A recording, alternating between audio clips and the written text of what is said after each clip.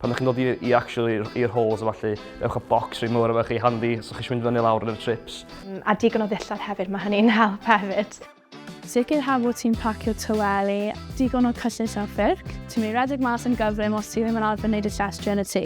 A hefyd dod gyda stwff fel doorstop i cadw'r drws yn agor. So pan chi'n symud mewn, chi'n cael y cyfle i siarad gyda pobl achos chi'n yn yr un bwt na pobl arall.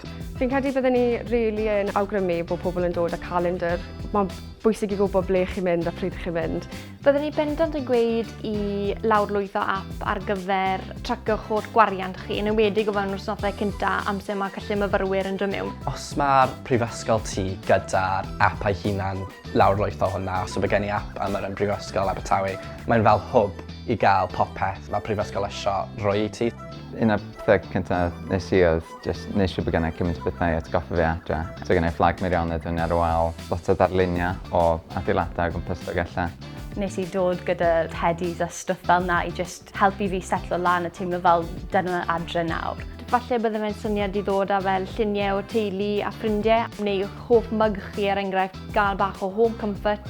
Nes i dod gyda llawer o lluniau, gyda goliadau. So ar ôl diwrnod o adeiladau, chi'n gwybod mae'n lle rili neis i mynd nôl i teimlo saff a diogel a hyfryd.